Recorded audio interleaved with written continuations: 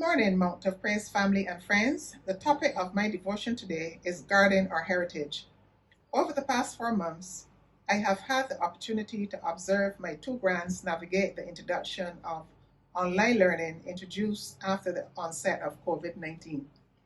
I am still fascinated how they took to it like ducks to water, using their tablets like I used my slate and pencil many years ago. I am sure that most of you parents and grandparents would have gone through a similar experience and, like me, have been impressed. This whole exercise for me brings into sharp focus the keen minds God has blessed our children with and their adaptability to change, quite unlike most of us. COVID-19 has no doubt brought about a new normal for all of us, and especially our children. What it has done is to emphasize our responsibility as parents and guardians to assist our youth and more especially to steer them in the right direction.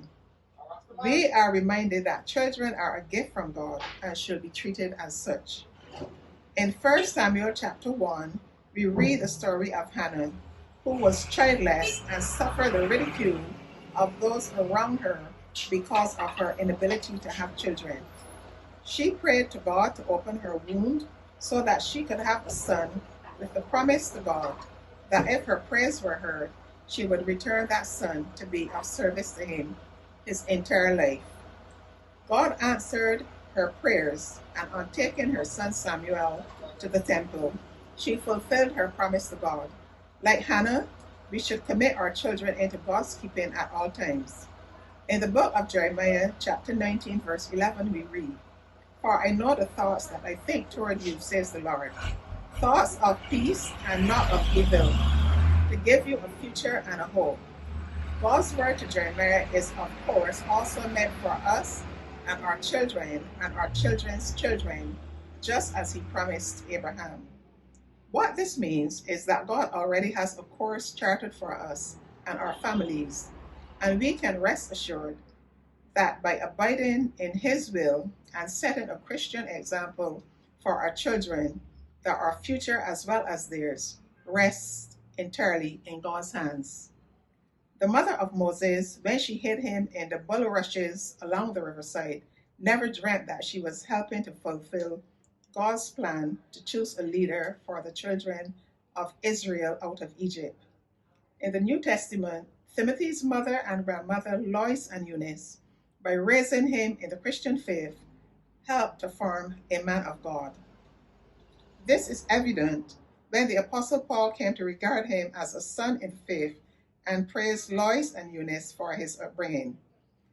The example set by Hannah, Timothy's mother and grandmother, and the faith of Moses' mother are sterling examples of the care and love we should show our children and strengthen our determination to afford them a Christian upbringing.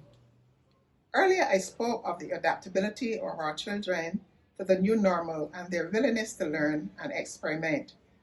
While this is to be admired, we must be vigilant that their learning is not impaired with the introduction of extraneous material, which is only meant to impede their progress and corrupt their young minds.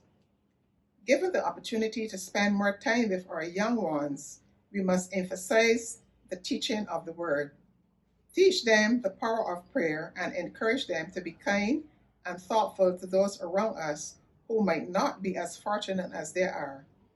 We too must hold them up before the Lord constantly and set the right example at all times, since it is said children live what they see and hear.